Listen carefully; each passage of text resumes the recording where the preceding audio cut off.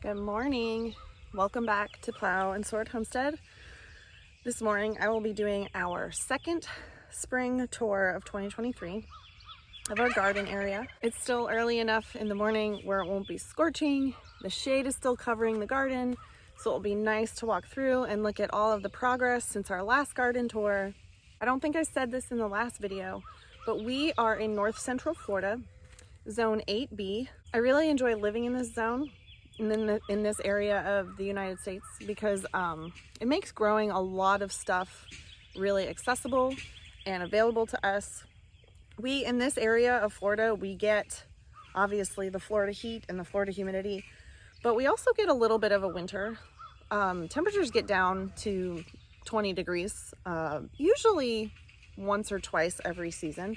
So we get to experience some of the seasons that other people get to experience, but it never gets to the point where it's so frozen that we can't grow stuff all year long.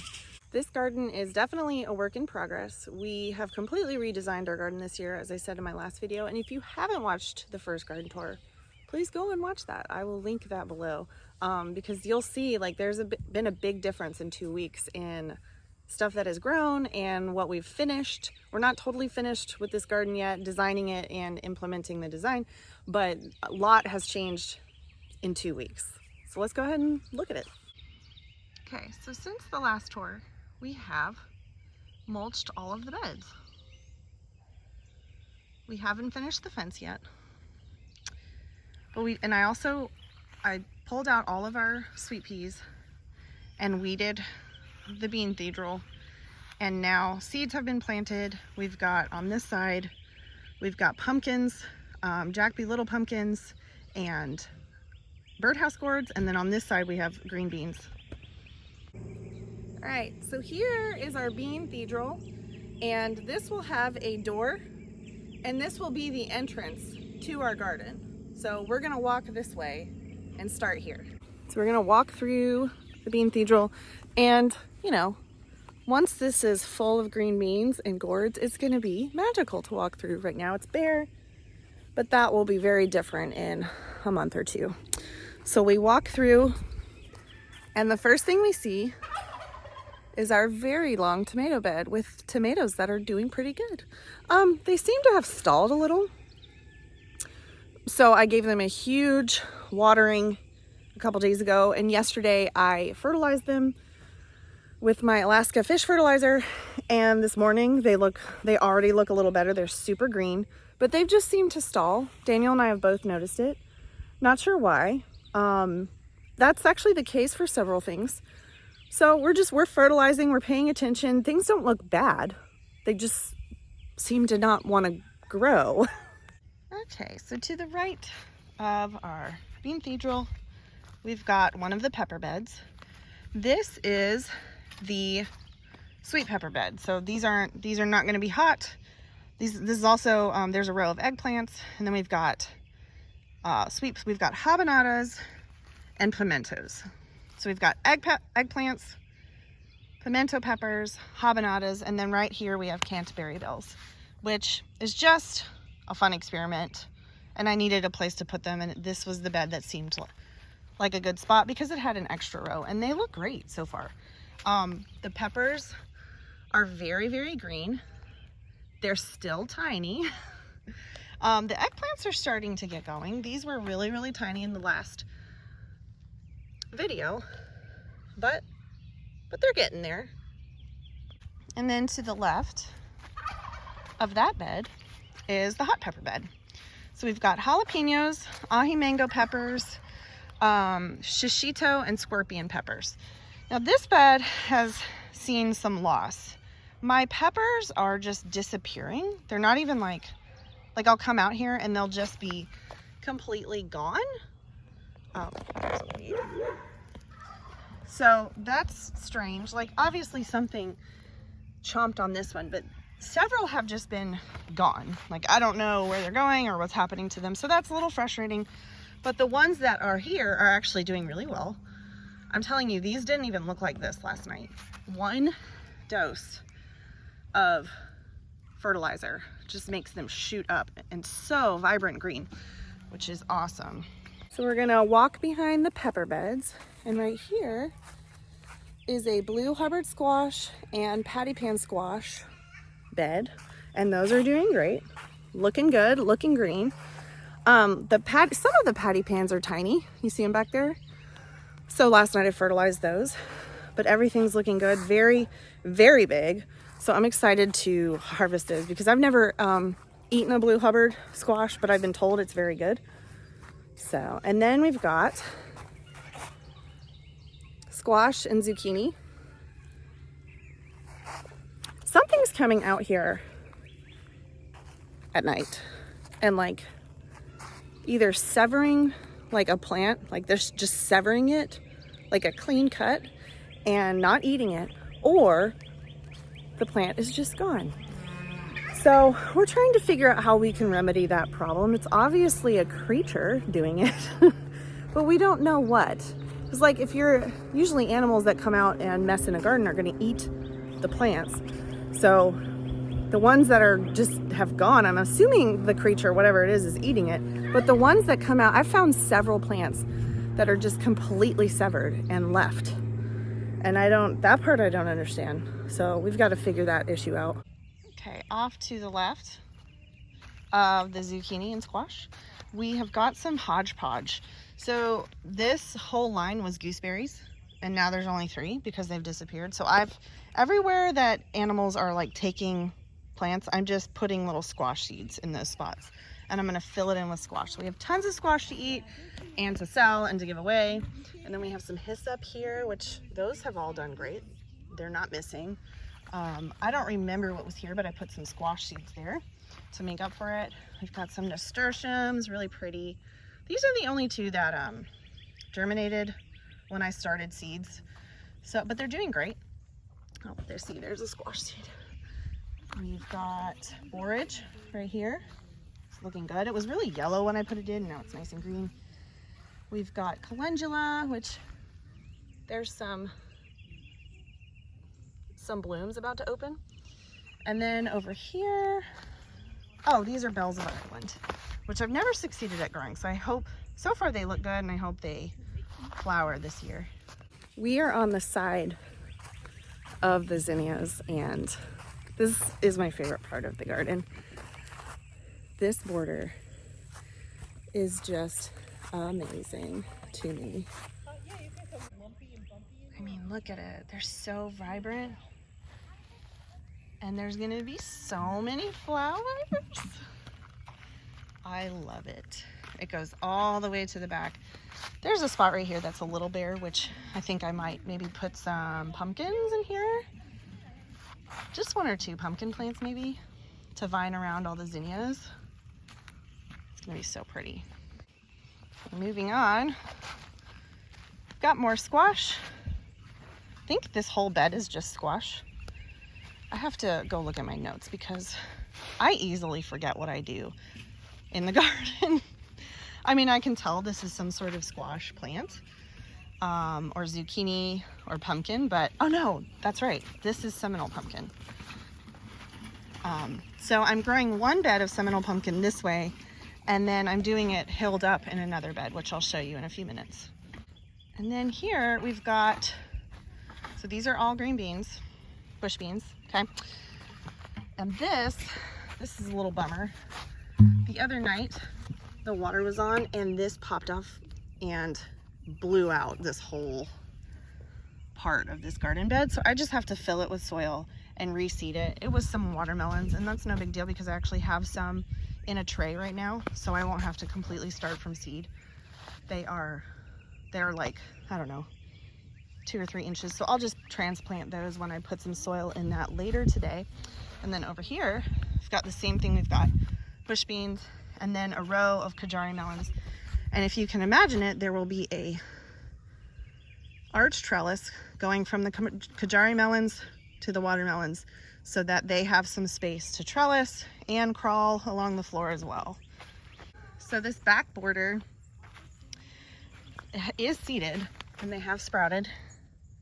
As you can see, there's a ton of these everywhere. These are going to be Cosmos. It's a Cosmos mix, and it's not mulched because we ran out, so we're waiting for another big delivery of mulch that's coming. I don't know, it might be coming today. Okay, we're back at the tomato bed, which is in the center. And my basil's kind of sad. This is the African basil. And then we've got Genovese, which these are doing a little bit better than the African. My cardinal basil is like not doing anything. And then the tomatoes in the middle. And again, they're fine. Like, they're fine. See, that one's kind of pathetic looking. But they're just stalling, so I don't know. Maybe they just need some encouragement, you know? Here we've got a strawberry patch, and they are doing amazing. Look at that one. It's going for it. Oh, it's so pretty. I love seeing droplets on leaves. So beautiful. Look, you guys. Look at these strawberries. Ooh, that's a big one. Come on, focus. So yeah, these are doing really good. Even though it's kind of late for strawberries.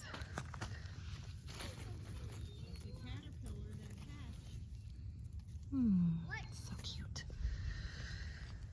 And then we've got baby's breath right here. Some sage, which is looking pretty. I fertilized these last night because they looked a little sad. And then we've got okra. The rest of the bed is okra. Now, most of it didn't seed on this, didn't germinate. So I'm gonna add some more. I think I said this in the last video, but it's really important to soak your okra seeds for like 48 hours before you put them in, because they don't like to germinate. Their holes are really thick. So you just have a better chance of germination when you soak them first. So that bed is just a full okra bed. And this one, probably 3/4 of it germinated, so I need to come in and put more seeds. I love okra, you guys. See where the pole is over there? That post, the wooden post? That's the fence. So if you step on the part of the dirt that's outside of that, that's okay. There won't be flowers growing here, okay? Because the fence, eventually they'll have the fence going across here. So I'm trying to keep it clear about a foot outside of the fence. And go around the tomatoes. And here's some more bush beans. And then up here, we've got lemon cukes. And then on this side, we've got regular cucumbers. I can't remember what species I put in. I gotta go look. And then more bush beans. If you don't grow lemon cukes, try it. They are so easy to grow.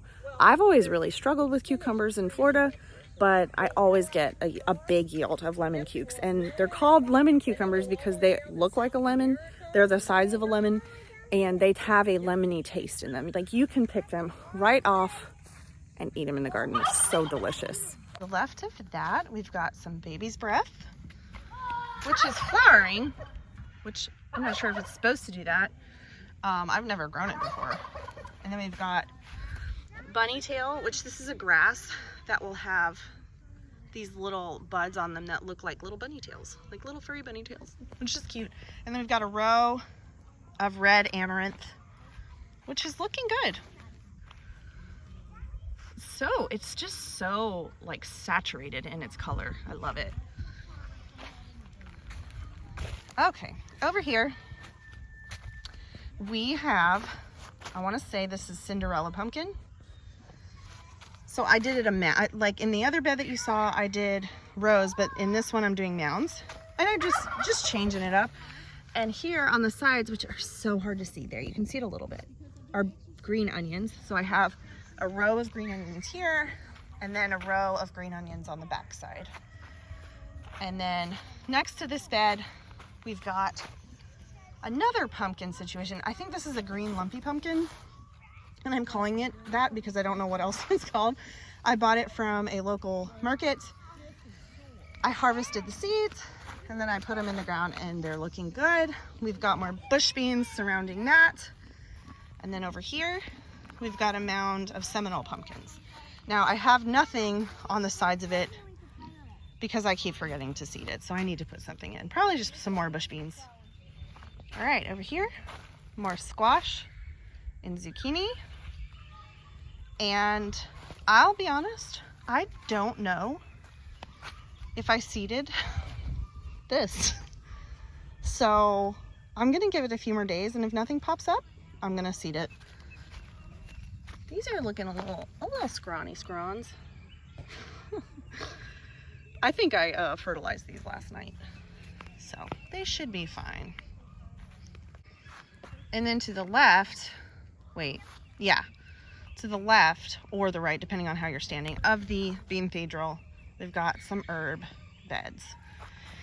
So this one's got rosemary, peppermint, toothache plant, lemon balm, chamomile, lavender, and something else that I don't remember what it is. Oh, yarrow, which there's only one of those. And I know you're not supposed to put peppermint in the ground because it's invasive, but I don't care. I do what I want, you guys. Chamomile is so pretty. It's such a gorgeous, like, lacy little leaf. It reminds me of lace. And I've never really done a good job of growing it. I'll get it to germinate, but it never really grows. So I'm hoping this is the year because it's so pretty. And I want to harvest it for tea. This herb bed is mainly cilantro and oregano with a little bit of echinacea in the corner, but it's all cilantro and oregano. And all the spots where where whatever creature is coming out here and just removing things, I've put squash seeds. So I just want a ton of squash this year. Cilantro's looking good. I put cilantro on the shady side of our garden because it doesn't like the heat, which is funny because cilantro is always in like hot foods, Mexican foods. So I don't know, I just think that's funny and weird, but it doesn't like hot temperatures and will bolt very quickly. So I put it on the shady side of our garden to give it a good chance of growing to its fullness so that we can eat it. Now we're at the front border and you can see the sunflowers have seeded. On that side, they didn't seed as well, so I put more seeds in last week. Hopefully those will be coming up and they're doing great. There's some weeds around them, and as soon as that mulch gets here, we'll mulch them. And then on this side, we've got, I did like a little patch of cosmos because I ran out of the other seeds. So we've got cosmos, which these are rocking. They're huge and they're plentiful. And then all the way down, I got a woodland, what is it called? And then the rest of the way down, I got a woodland shade mix that has poppies in it. It has baby's breath, it has blue buttons, it has other things that really like the shade, and it's germinated, I can tell. In some areas I can't tell the difference between the weeds and the flower sprouts, so we'll see. This side's kind of an experiment. I've never grown this mix of flowers before, so we'll see if it actually works. So some things you will see in this garden over the coming weeks that you're not seeing today. Obviously we have tomatoes in this very long middle bed, which means we need trellising for that. We're on it. What we're gonna do is we're gonna build a very big trellis and tie string down, and they can climb up the string. But they're still small enough right now to where we're trying to get the fence done. And as soon as that is done, we will get the trellis up for these tomatoes, and then also the cattle panel arch trellises for the cucumbers and the watermelons and the Kajari melons. Okay, so there's the main garden that we just walked through, and now we are going to come over to the potato bed and the girls' garden. There you go. So right here, this is the girls' garden, and their border's kind of wonky. I have to fix it, but they have 2 cherry tomato plants in there, and then flower seedlings all around it. It's gonna be so cute. I love when kids do stuff like that, and they take it very seriously. Like, they come out here and they water it on their own, and they don't want me to touch it or do anything to it because it's their space. You can tell they've learned that from me.